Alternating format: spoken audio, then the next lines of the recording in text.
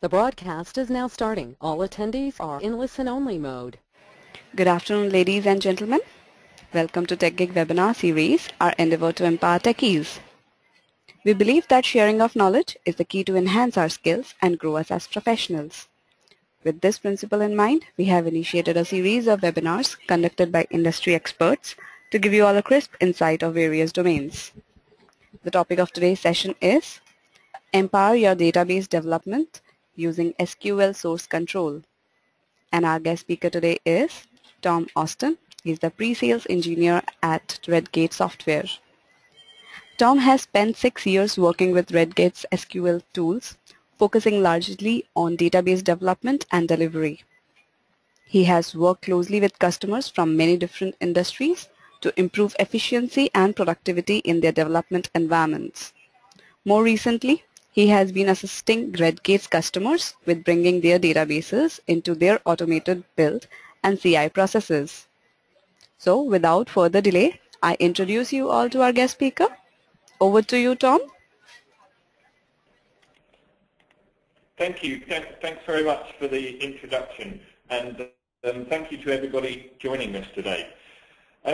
So, yes, this is the topic of our discussion today, database versioning problems and how we can actually overcome them by using SQL Source Control to empower our database development. And versioning of databases is a reasonably new topic area. Version control in general has been around for a number of years, and in fact, when we look at application development, it would be incredibly rare that we would even consider starting a project without some form of version control in place. However, that hasn't necessarily been true for database development. And I think there's a few problems, a few issues that we have had to overcome to actually bring database development in line with application development in terms of using version control and tools to support us of that nature. And one of the first things is clear. There is a distinct lack of tooling. There are so many different version control systems out there for us to use, and there's quite an abundance of add-ins and products that we can use within our development environments, within Visual Studio, for example, or within Eclipse, to actually interact with that version control system and make it very easy for us to take our application code and push that over into our version control system. When we look at the tooling that's available for databases, until very recently it's been almost non-existent. There was some concept of a solution within SQL Server Management Studio, but it never really gave us the true ability to version control our databases. Instead, it was more a collection of scripts. And there is that additional complexity of actually taking a database, which is essentially a collection of objects, and converting that into a source control friendly format. With application code, it's very simple for us to take our code, which are simple text files, and add that to source control. With a database, it's very different because they're actual real database objects that we are working with.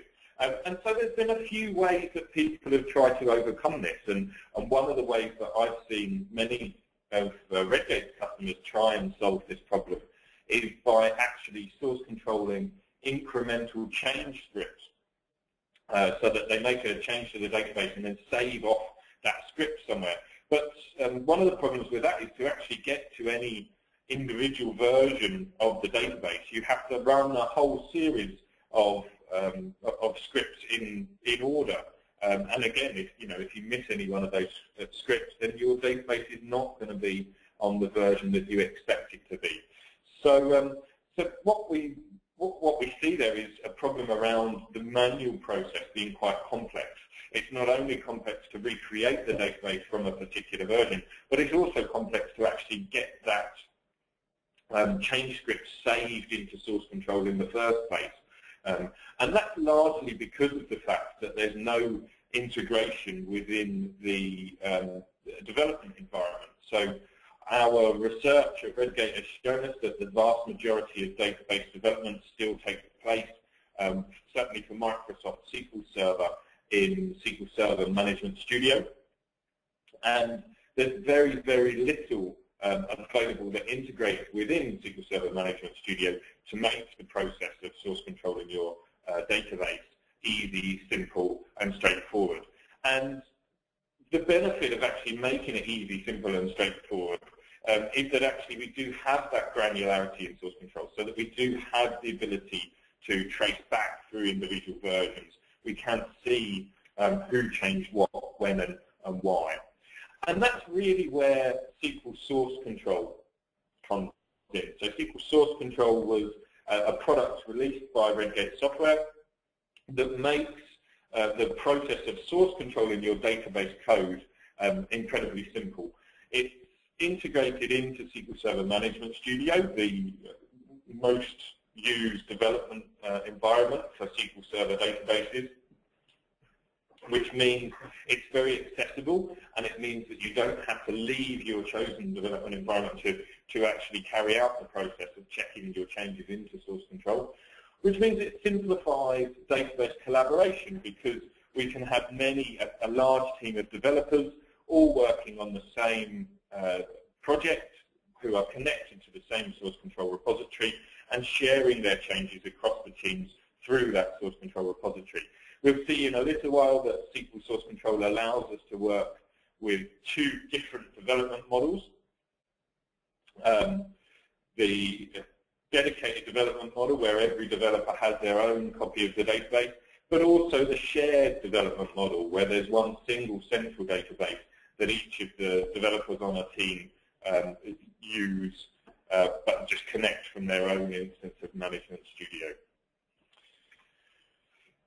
We've touched upon a couple of these already, but once we've got SQL Source Control in place, then some of the benefits that are available to us are listed here on this slide. I think one of the biggest ones to me is this audit trail of being able to see who changed what, when, and why. And this can sometimes be very, very useful, not necessarily just for spotting problems or issues, but also getting a very quick understanding of where we are with the database development. It's great to be able to look down at a history log and see, okay, well, this is how far we've got, this is what we need to do next. But on top of that, restoring each of these individual revisions, we have the ability to roll back to previous versions. We have the building blocks, if you like, for continuous integration, so that we can start bringing the database even more into our chosen lifecycle management approach. So at Redgate, we believe in the term database lifecycle management as much as there is application lifecycle management. And really, we don't think that there should be any differences between those two components, because they're so intrinsically linked. You know, what software application these days doesn't have some sort of reliance on a database somewhere along the line? So what I hope to show you today are a number of key steps, really, to getting this in place. And they form the questions that we can see here. So how can I get my database into my existing source control system? Because source control is nothing new and people have been using it for years and years for their application development, it's very likely that you already have a source control system available to you. And we certainly wouldn't want to suggest that you keep your source code in two separate places, one for your database, one for your application. Instead, what we want to promote is actually storing all of your code together in the same place. And so we're going to look at how we can integrate with an existing source control setup. In this case today, we're going to be using Subversion. We're then going to look at, once we've got our database structure into source control, how can we actually get our static data into source control. So this is our lookup data or our configuration data, all of that data that needs to be there for the database to actually be able to perform its function. So things like country codes are a great example, and that's actually the example that we'll use today. Once we've got that in place, we'll then look at how we can share changes across a team I'm going to demonstrate the dedicated development model today, which, as I said, is where everybody has their own copy of the database. But quite equally, you could use the shared model where everybody works on a single central database as well. We're going to look at the audit trail of who changed what, when, and why.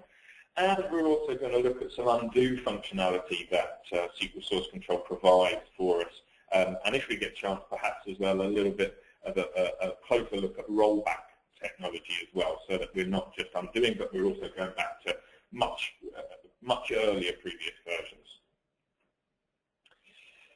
So with that overview, that's really the end of the slides that I have available. The best way for me to walk through this is to actually show you how to use the product and how to get your database into Source Control. So the software that I'm using today, I've been using SQL Server Management Studio, of course, which is connected to a Microsoft SQL Server 2012 installation. I'm also working with Subversion. In this case, I'm using Tortoise SVN, version 1.6, I believe, but 1.7, 1.8 is also fine. And I'm using Redgate's SQL Source Control product. And just before we finish the session, I'll provide you with a little bit of extra information about how you can try it if you like what you've seen today. So I'm just going to switch over into Management Studio, and here you can see a pretty typical SQL Server Management Studio window, with the addition of this new tab, the SQL Source Control tab here in the area where my query window would normally be, and a new button here for SQL Source Control. So down the left-hand side, I have the Object Explorer with a list of databases, and the database that we're going to be working with today is going to be our Simple Talk database. So you can see here I have a database that has a few tables, a few stored procedures, just some objects so that we can start playing around with the database and see how this would work with your databases that you're working on. So the first thing I'm actually going to do is create a Subversion repository for us to connect our SQL Source Control installation to, and ultimately to hold our database code. So I've just created a folder on my D drive here. I'm going to create a subfolder within there called Simple Talk Repo, and then I'm going to right-click, and using Tortoise SVN, I'm going to create a Subversion repository here. So we now should be able to browse this repository using the repo browser, and we can see at the moment it's completely empty. There's nothing here in this repository. So I'm going to copy the path for this repository and then switch back into SQL Server Management Studio. Now, the first thing that we need to do once we've installed SQL Source Control into SQL Server Management Studio is to actually connect our development databases up to our source control locations. So you can see here, if I've already got the SQL Source Control tab open, I have this hyperlink that allows me to link our database to source control. But if this is not available to us, I can also right-click and choose Link Database to Source Control from here, and this will bring me straight to the relevant screen. As you can see down the left-hand side of the screen here, SQL Source Control supports pretty much any source control system that has a command line interface, with top-level built-in support for Subversion, Team Foundation Server, Vault, Git, Mercurial. We find these are the most common source control systems that our customers are working with, but we also have this option down the bottom here to allow those of you who are interested in just trying out the tool to evaluate it with a local, in this case, Subversion repository. But if you don't have a source control system available to you, you can select this option and use the built-in mechanism as just a trial. We, of course, have created a repository today. We've created a Subversion repository. So I'm going to select Subversion in the list on the left-hand side. and then I'm going to paste in that path that I copied just a moment ago. Now, I mentioned a couple of times now that there are two different approaches typically to database development. There's the dedicated development approach and the shared database development model. And those are typified here by these images that we can see. So on the left-hand side, the dedicated database development has a single central source control repository, and then each developer working on their own sandbox copy of the database. And one of the benefits of this approach, of course, is that if one of the developers were to make a breaking change to the database, it doesn't hold up the development for the rest of the team. Everybody else has got their own environment that they can continue working on. The alternative to that approach is the shared database development model, where again we have a single source control repository, but in this case we only have one copy of the database, and each of the developers are working directly on that single copy. Now this, of course, means that you don't have that flexibility of breaking changes not preventing the rest of the team working, because if somebody breaks the database is broken for everybody. But it also means that sometimes setup costs can be minimized because obviously you only have to have one installation, one central point with your database being held. But to choose between these development models, we simply make a selection at the bottom of this dialog box. Today, as I mentioned, I'm going to be using the dedicated approach where each developer has their own copy. So I'm going to make sure the top option's checked, and then I'm just going to proceed and click link. And this creates that connection between my development database in Management Studio and the source control repository that I created on my D drive earlier. So if I actually go back into the repository browser and refresh this view, you'll see that when that connection took place, it actually created a folder structure in source control to store each of my objects. There's nothing in here just yet because all we've done is created the link, and that's created the folder structure. But this is now ready to receive my code files for the database. What we can see in Management Studio is we've now got the database icon showing as a green color, showing that this is connected to our source control repository. And we've also got these blue indicators. And these blue indicators show us that there's a difference between the object in the database and how it's represented in source control. At the moment, of course, we don't have any of our objects source controlled, and so each and every object is showing up as, hey, I'm different to what's in source control. We also get this little bubble that pops up that says the link's been created, which associates our database with the source control repository. But to actually finish source controlling our database, we need to commit these objects to source control. So let's switch to the Commit Changes tab and see what this gives us. So here we can see in the center of the screen a list of all of our database objects. And as we click on each of these, in the lower part of the screen, we can actually see a view of the SQL create script, the script that would be used to create this particular object. On the left-hand side, we see the version as it currently exists in our database, and on the right-hand side, we see the version as it currently exists in source control, in this case, empty. And so we can see that every single one of our database objects is showing as different or new in this instance because it's our first commit. And you'll notice we do have these little checkboxes that allow us to include or exclude objects from the commit process, from committing them to source control. I'm going to leave everything included, and I'm going to add my commit comment. So in this case, initial commit, and then hit my commit button. And what this has done has passed all of those objects over to the source control system. So if I come back and look in my Subversion repository browser and do a refresh, what we're now seeing is the actual SQL create scripts that would be required to create each of these database objects. And So, for example, if we look in the tables folder, you can see there's an individual SQL create script for each of the tables. And if I actually open one of these, you'll see that we don't do anything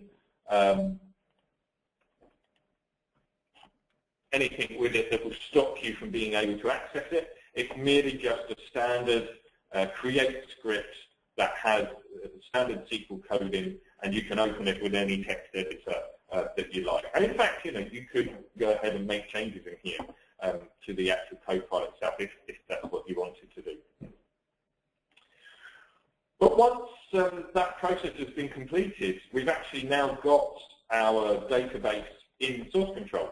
Our database is now connected to a Source Control repository, and this current version of it has been scripted out to individual SQL scripts for each of the individual objects, passed over to the Source Control system, and checked in as a new version. What we haven't done at this point, of course, is added our tables that show us our static data, so any of our configuration data or lookup data that we might want to source control alongside our database schema. Fortunately for us, it's very easy to achieve this. Again, if we right-click the database, we can go through other SQL Source Control tasks, and we have this option, link or unlink static data. If I select this option, it will give me a pop-up box that shows me a list of all of the tables that are available for me to choose as static data tables. And then I can simply put a check in the box of the tables that I know contain my lookup values, my reference data. So in this case, I'm going to do country codes, as I mentioned, and then hit Save and Close. And we come back to the Commit Changes tab, and now we can see that we've actually got a data link, which is for our country code table. And if we look down at the bottom of the screen here, in our SQL comparison window, we can see that this is a set of insert statements for all of those country code values that we have in the table. So I can then add my comment, added static data, and then click Commit. And now this too will be stored alongside my database schema script. So we can actually go and have a look at this. So if I open up the Subversion browser window again, what we'll see alongside our table folders where we have the create script for each of those objects, we now also have a data folder, and here in that data folder we have our country codes data.sql file. And if we open that up with Notepad, we can see here's our insert statements for each of those country codes.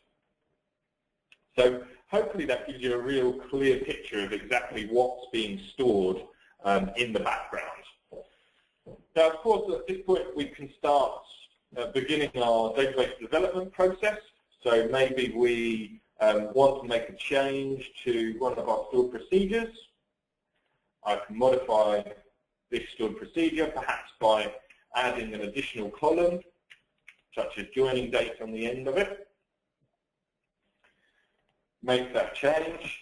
And what you'll see actually is when we, in fact, let's make a data change as well here. But what I was going to point out is that when we make that change, you get this little blue indicator appearing again. So you can see here on the single source database, here on programmability, stored procedures, all the way down to contacts, showing us exactly which objects are different. I'm going to make a change to our country codes as well so that we can see that static data change as well. I'm going to change one of these country codes, and then right-click, and I'm going to choose to commit my changes to source control. So here, when I go back to the Commit Changes tab, I can now see a list of all of the differences. Just make this a little bit bigger so that we can see what we're working with. I can see a list of all of the changes that I've made. And as I select each one of these, I can actually see the SQL difference in that pane down the bottom as well. So here's our change to our stored procedure where we've added the additional joining date column. So in the database version, I've got joining dates, whereas in the source control version, the last thing I've got is address number 3. As for the static data change, here we can see that I've no longer got AF for Afghanistan, but instead I've got ZZ for Afghanistan. So I can then type in my commit comment, which would be something along the lines of amended stored procedure to return additional column and updated static data value for Afghanistan. And then I can commit that change to source control by hitting the commit button. And again, now if we go and look in the repository browser, just so that we can see what's going on here, if I open up our get contact stored procedure, you can see it's made that change. So we now have address 3 and joining dates.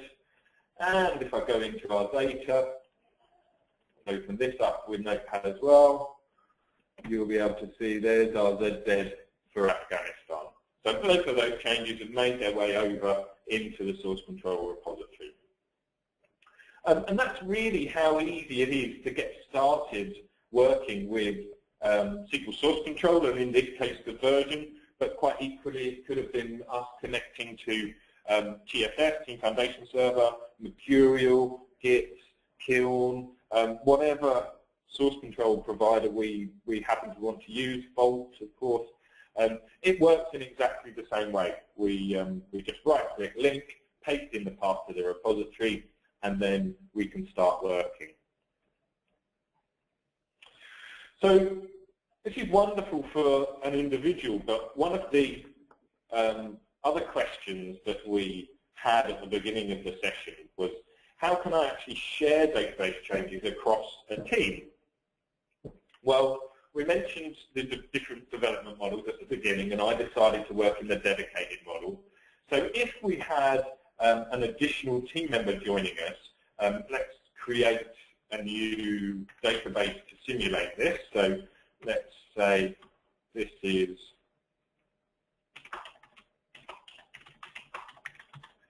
a new team member joining. So we'll create that database for them. And now if we look in the Object Explorer and do a refresh, we can see here we have a new database, _new team member, which is empty. There's nothing in it at the moment. So what we want to do is actually connect this user up to our existing database repository in Subversion and allow them to work against the same source control repository. Now, of course, I've created a database here within the same copy of Management Studio on the same SQL Server instance, but it doesn't have to be like this. This could be on a completely different machine, connecting to a database on a completely different server. There's no restrictions on where you actually create this database. It just has to have network access to the source control repository and, of course, the database server that you want to work on. So in our case, we're going to right-click and choose Link Database to Source Control again. Again, we're going to select Subversion. We're going to paste in that path, and we're going to choose the dedicated database development model and click Link. And so now what we've got is we've got our two different developers with their two different databases, both connected to the same source control repository. Again, we can see that the database changes to this green color, showing us that the connection's been made. And this time we've got a slightly different pop-up bubble here, and this is telling us that our database is now linked to source control, but instead of needing to put our objects into source control, because this one is empty, we need to actually get the objects from source control. So all of the objects that were scripted out to those individual SQL scripts that we saw earlier in our first database, we need to pull those into our second database that we've just created here. So I can do that by switching to the Get Latest tab. And this looks very similar to the commit tab, only of course we're working in reverse. So here we can see that this is the latest version of our object in source control, and this is the latest version of our object in the database. In this case, it's empty, it doesn't exist.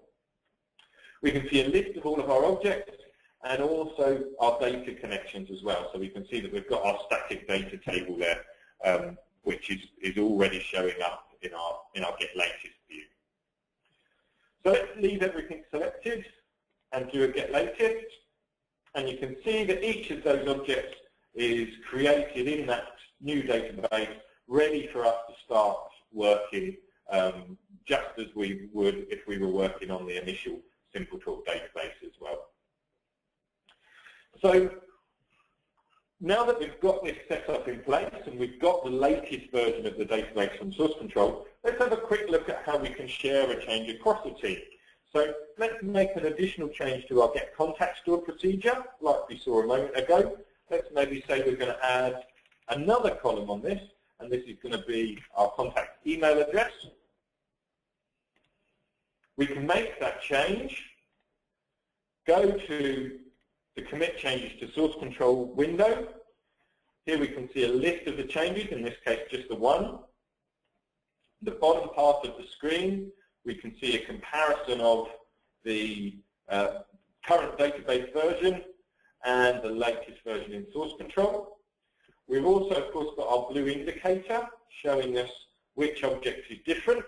So I can add my comment, changed stored procedure to include email column, and click Commit. So I've made that change and pushed it into source control. Now all of my other users who are connected to the same repository can come along. They can right-click and get latest changes from source control, and here they can see that change that I made. So here, the change to the Get Contact Stored procedure, and down the bottom, the comparison of the current version in source control and the latest version on their database. And then they can hit Get Latest to update their copy of the database with that new version from source control. And that's really how easy it is to share a change across a team. So we made a change here in this database, checked it into source control, and then got the latest version out into this database. And that cycle can continue over and over and over as we go about our development. So I think that shows how simple it is to get your database into source control, to get your static data in there, and then also to share changes across a team of developers. The next thing that I wanted to look at really is the ability to see a history, to see an audit trail of who changed what. And it's important to note that this is available from an object level or from a database level. So first of all, I could right-click on this entire database, and I could say, go to the View History option in the drop-down menu, and this will pop up and show me a history of all of the previous versions that we had, right back to that initial commit. Then we added the static data, then we changed the stored procedure, and we changed the stored procedure again. And you can see, obviously, because I'm simulating this on a single copy of Management Studio, it's just been me who's been making the changes. But at each point, I've got a log which is telling me when the change was made, who made the change, a comment on as to why or what the change was, and then down in this section of the screen, I can see all of the objects that changed, and for each one that I click on, I can see this SQL comparison of exactly what the difference was at that point as well. So this is at database level, and we can see we've got each incremental change. If I were to actually select an individual object and view the history, then I just get object level differences. So here, for example, we don't see that commit that related purely just to the addition of the static data, because that wasn't relevant to this particular Get Contact Stored procedure.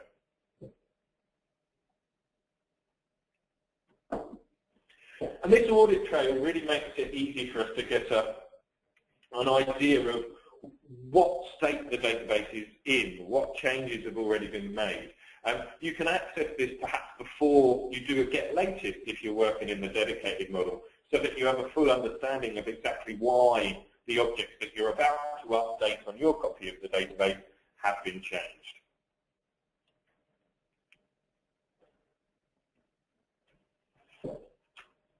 Okay.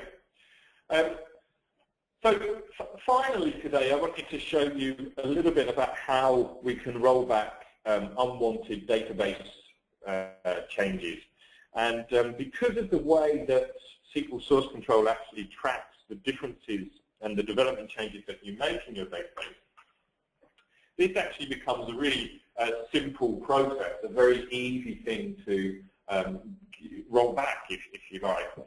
So let's say we make a change to our favorite stored procedure here and actually accidentally undo the work that we did earlier. So we remove those extra 2 columns that we added, and then hit execute. And then we might, carry on working with other parts of the database. We might continue to do a bit of testing. We might have various other different objects that we need to change. But at some point, we're going to be ready for checking in. And let's say at this point, we realize that actually this wasn't a change that we wanted to make. This wasn't a sensible thing to do. It wasn't a constructive thing to do. And in fact, what we want to do is undo this change. And this change might be part of a longer series of more complex changes. So perhaps there's also another stored procedure that's been created. So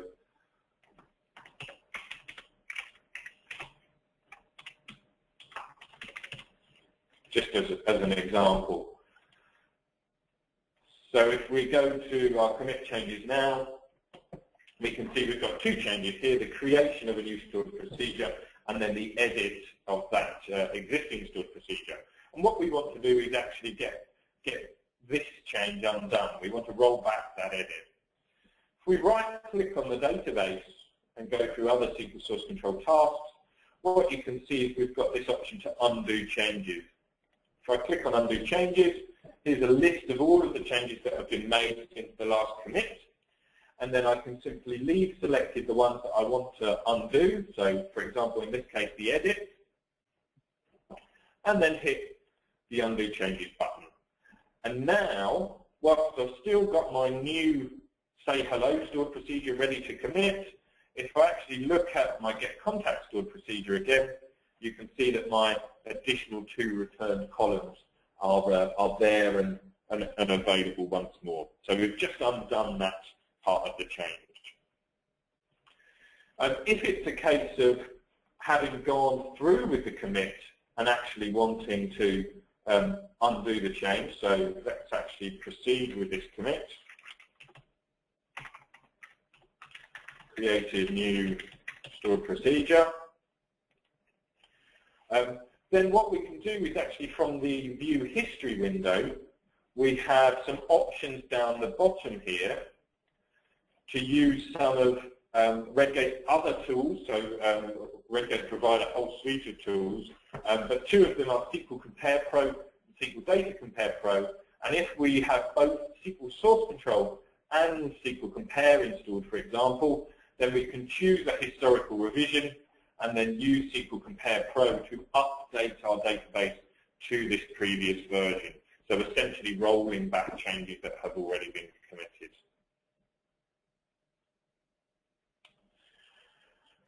And I think that really covers the main areas that we were planning on talking about today. So just to recap, if I get back here to our session overview, what we've seen is how SQL Source Control integrates itself into Management Studio. so we don't have to leave our development environment.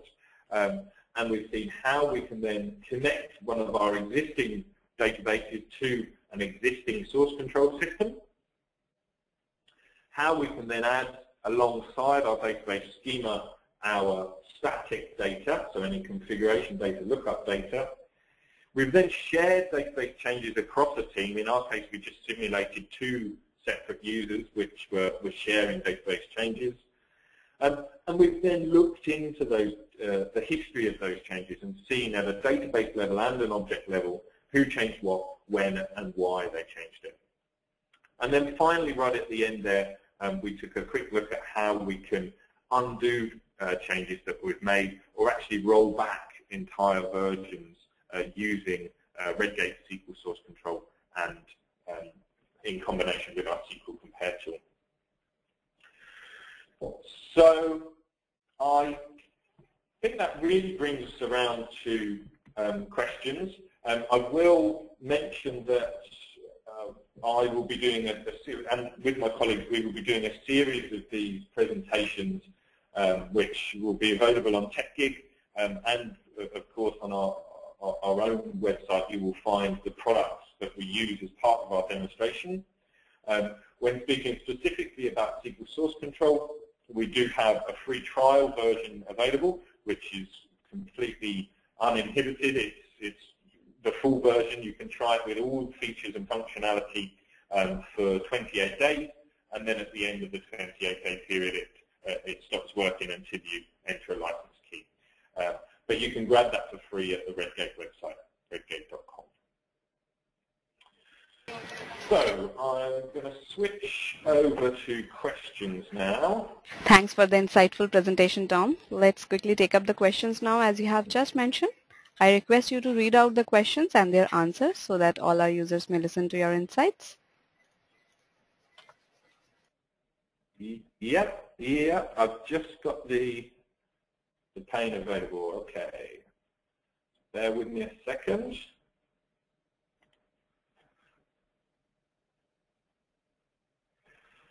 Okay, so I have a question. Can we copy one system's database into another? So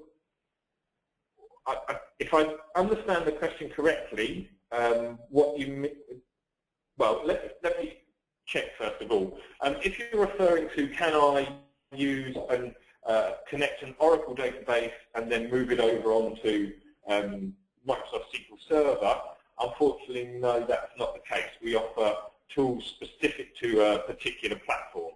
So SQL Source Control allows you to work with Microsoft SQL Server databases, but we also have a product called Source Control for Oracle, which works on the Oracle platform.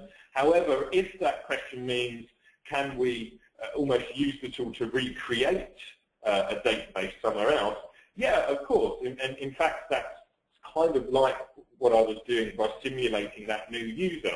Once the database is in Source Control, you can then connect to any other new copy of the database and simply do a get latest, and that will pull all the database objects up to that new copy of the database. And then you could, if you wanted to, at that point, unlink that, link it to a new source control system, so maybe instead of Subversion you're using TFS, and then do a commit. And then essentially you've got two copies of the database and you've moved your source code from Subversion over into TFS.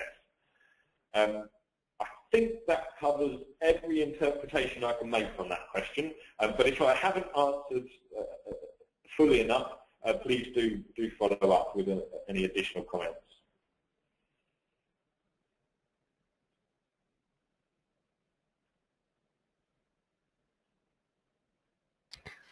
While we are waiting for the questions to come in, would you like to indulge a little more about the topic?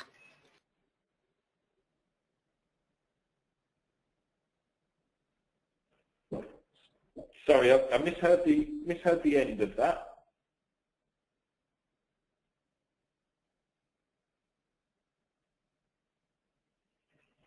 Okay, so I have another question. Can we connect through Visual Studio? The SQL Source Control product itself is designed as a Management Studio plugin. And so it really only functions within SQL Server Management Studio. However, SQL Source Control as a tool is able to connect on the repository end to a SQL Server Data Tools database project. So if you do have a team of people who are working, some in Visual Studio and some in SQL Server Management Studio, then you can both connect to the same background location, if you like. So you create your database project in Visual Studio, and those developers wanting to work in Visual Studio work freely and commit to the database project. And then those people working in SQL Server Management Studio point SQL Source Control to that database project, and then they can get the latest changes and commit changes just as they would with a standard source control repository. It works really nicely. And in fact, we see quite often these days teams working across different technologies. So large teams, some working in Visual Studio, some working in SQL Server Management Studio. And by using SQL Source Control, it means that you don't have to make 100% adoption of one or the other. You can split it up and work in the preferred way.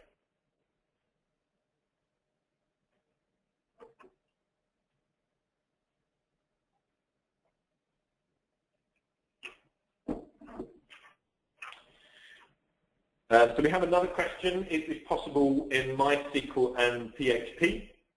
So this particular Redgate product is designed specifically for Microsoft SQL Server databases. We do have another product called, as I mentioned, Oracle Source Control for Oracle, for the Oracle platform. Unfortunately, at this point, we haven't implemented a MySQL version. So at this point in time, we've just got this one for Microsoft SQL Server, and then the other one for Oracle.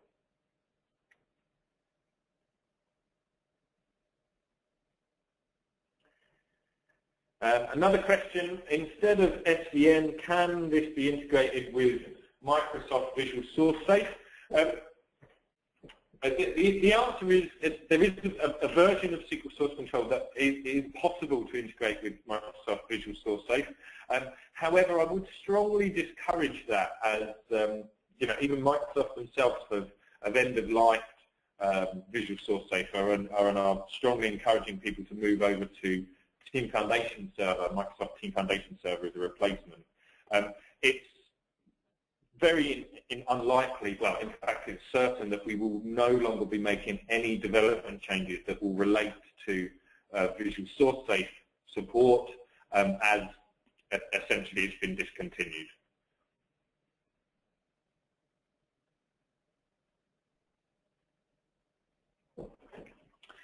Okay, another question. Using the YII framework, how is it possible to copy a model data into another model? The new model is for the new database. So we, as I've mentioned towards the end there, we do have a range of products for database development. This particular product is focused around you being able to get your database into source control and working with the source control system.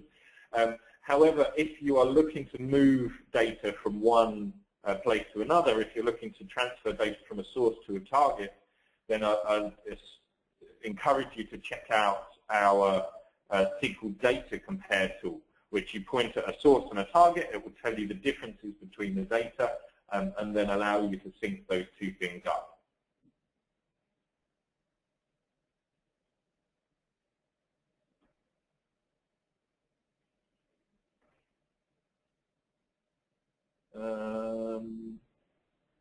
Okay, so we have a question. SQL Source Control is open source. Unfortunately, no, SQL Source Control is not an open source product. It is a commercial product, but you do get that 28-day free trial so that you can give it a try and see if it's a good fit for you.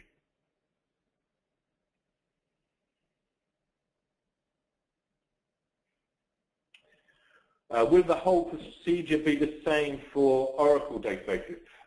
There is some slight differences with our source control for Oracle tool.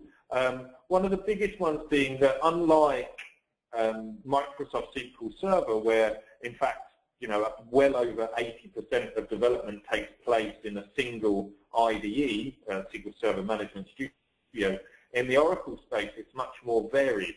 And so in fact, rather than making the decision to plug into an IDE, because there are so many different IDEs available, what we actually provide for Oracle is a separate standalone tool, so that it sits on your taskbar alongside your chosen IDE. But the process of linking, committing, get latest, yeah, that's all very similar.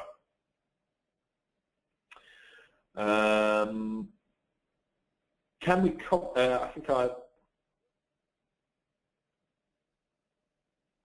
which SQL Server version is the minimum required for SQL Source Control? SQL Source Control supports 2005 and above. I have had reports of it working on SQL Server 2000, but our testing and our support processes go back to 2005, SQL Server 2005.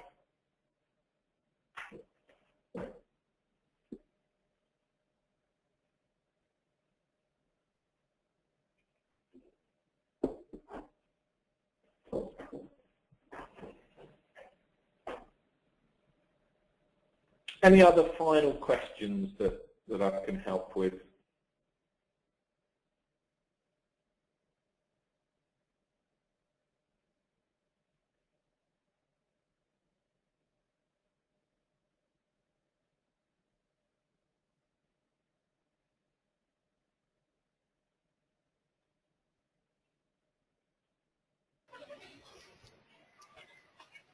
That was the last question shared by you. So would you like to wait for some more time for the users to type in their queries?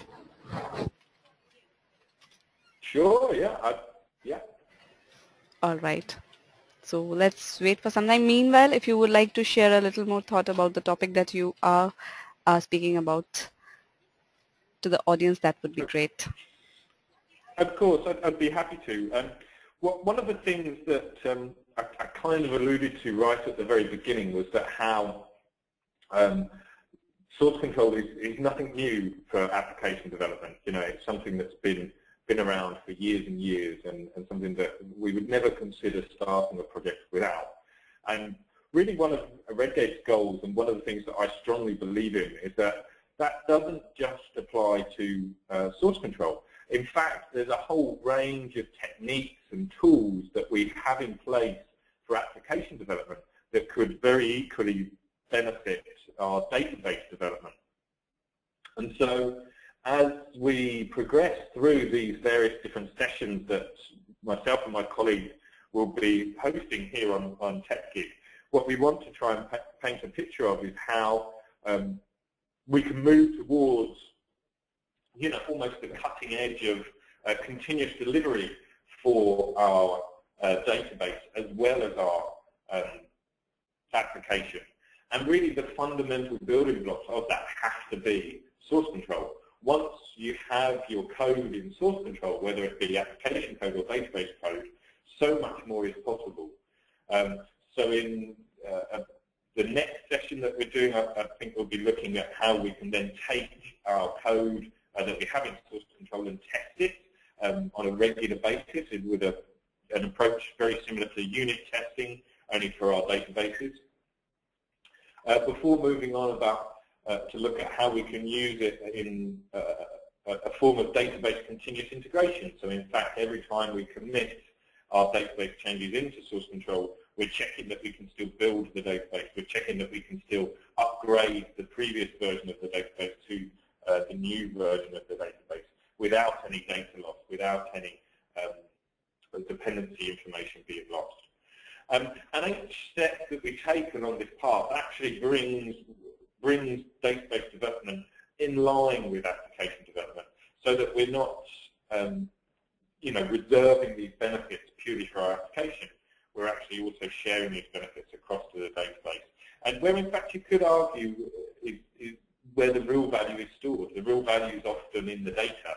And so anything that we can use to make our database development quicker and more productive, more efficient and safer, but ultimately get functionality out to our customers in a safer, quicker fashion is surely much for the better. We have had another question come in, which is, can this be done with many servers on different IPs? Yeah, again, it's really just the connection. So SQL Source Control connects through SQL Server Management Studio. So if you can connect to your database using Management Studio, then you can connect to your database using SQL Source Control.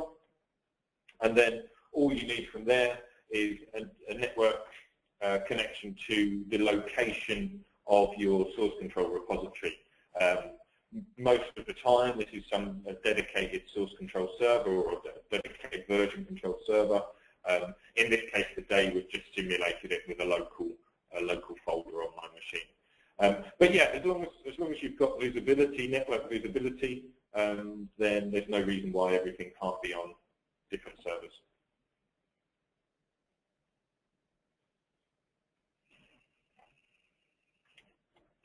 So that was the last of the question. Well, I guess it was indeed. Yes. So just to say thank you very much. So that was your sum up the session. You can sum up the session right now. Any closing lines before we close the session for today?